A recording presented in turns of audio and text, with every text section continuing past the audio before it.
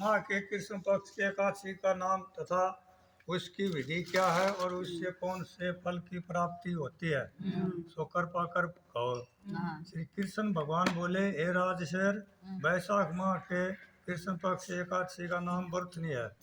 यह सौभाग्य को देने वाली है। इसके व्रत में मनुष्य के समस्त पाप नष्ट हो जाते हैं और अंत में सुख मिलता है। यदि इस व्रत को एक अभागनी स्त्री करती है तो उसे सौभाग्य मिलता है।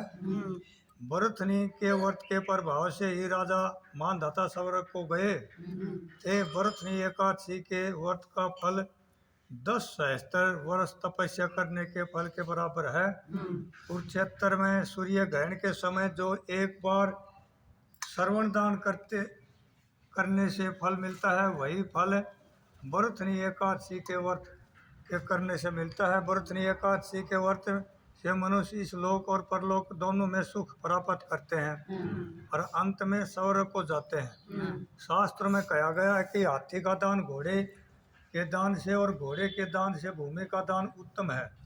उससे उत्तम तिलों का दान है। तिल से श्रवण का दान और श्रवण से अन्न का दान श्रेष्ठ है।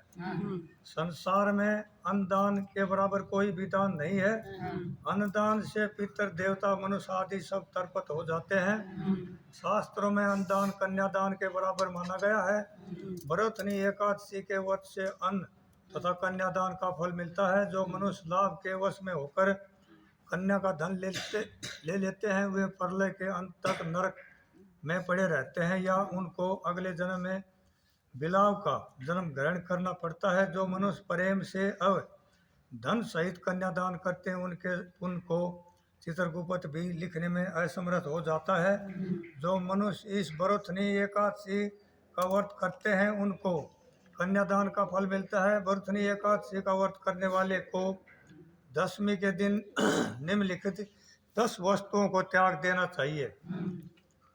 कांसे के बर्तनों में भोजन करना, मांस, मसूर की दाल, चना, कोदो साग,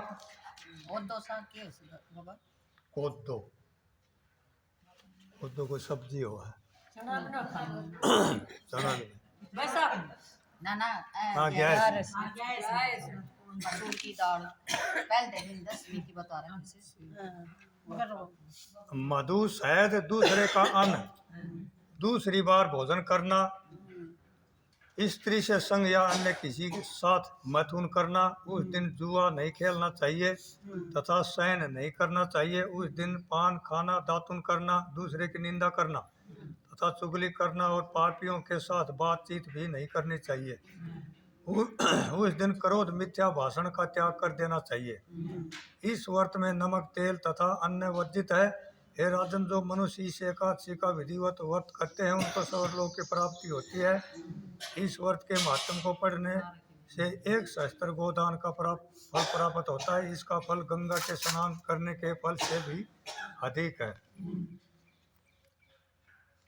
स्वयं सौभाग्य का आधार है। हर प्रकार समय रखने से प्राणी के सुख और सौभाग्य में वृद्धि होती है। यदि व्यक्ति में समय नहीं है तो उसके द्वारा किए गए तब त्याग व भक्ति पूजा आदि सब प्रभावहीन हो जाते हैं। बोलो गैस माता की जय, बोलो कृष्ण भगवान की जय, बोले बाबा भोला की जय। उत्पन्ना मोक्षदा सफला उत्तरदा षटतिला जया विद्या अमल पापमोचनी कामदा मूर्धनि मोहिनी अपरा निर्जला योगिनी देवसनी कामदा उत्तरदा अजा पर्वतनी इंद्रा आशाकुशा रमा देवख्यान परमा।